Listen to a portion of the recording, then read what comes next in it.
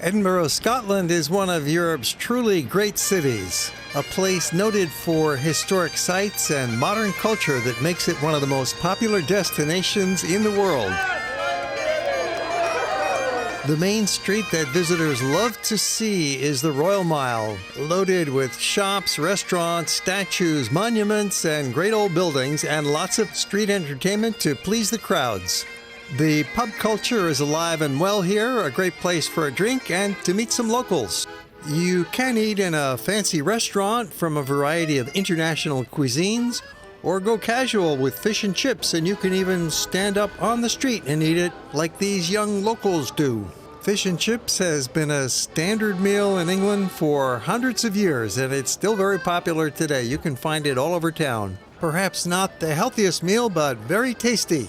And you don't have to dress up for dinner. It seems that the Royal Mile is just one restaurant after another, mixed in with a few shops and old historic buildings. It's just the place to hang out when you're in Edinburgh. Protestant reformer John Knox lived here, and his house is open as one of the small museums on the Royal Mile. Cockburn Street is another one of those fun places that you'll want to come back to several times in your visit, and it connects the old town with the new town. Edinburgh Castle, of course, is the most famous site in Edinburgh. A must for every visitor, and it will not disappoint. You can easily spend 2 hours on the visit exploring the many rooms filled with historical artifacts and reenactments of life in the past. Located high up on Castle Rock, you get a great view looking down from the castle into the city. And from down below looking up, you get that iconic postcard view of the castle up on its rock. Impenetrable fortress.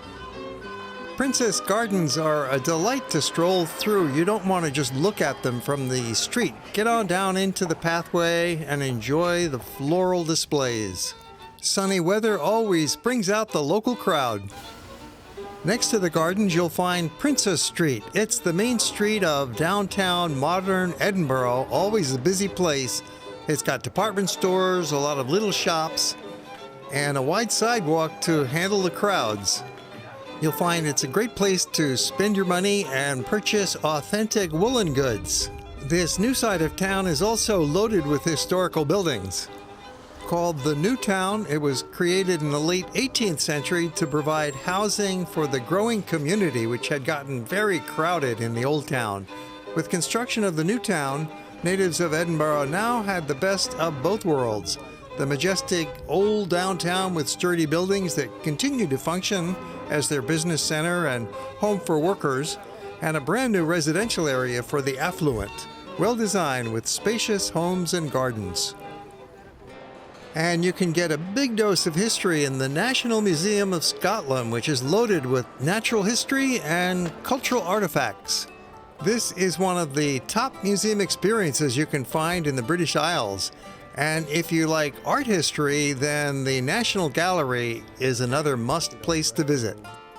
Admission is free, but the collection is priceless. You've got masterworks by Velázquez and Rembrandt, Gauguin, and other great painters.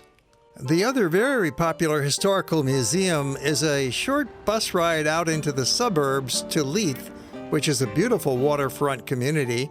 You'll enjoy those reflections and a stroll, arriving at the Britannia, the Royal Yacht of Queen Elizabeth. You are, of course, welcome to come aboard. You pay your admission fee, and it's like the Queen just stepped out for a moment. The furnishings are just the way she left them.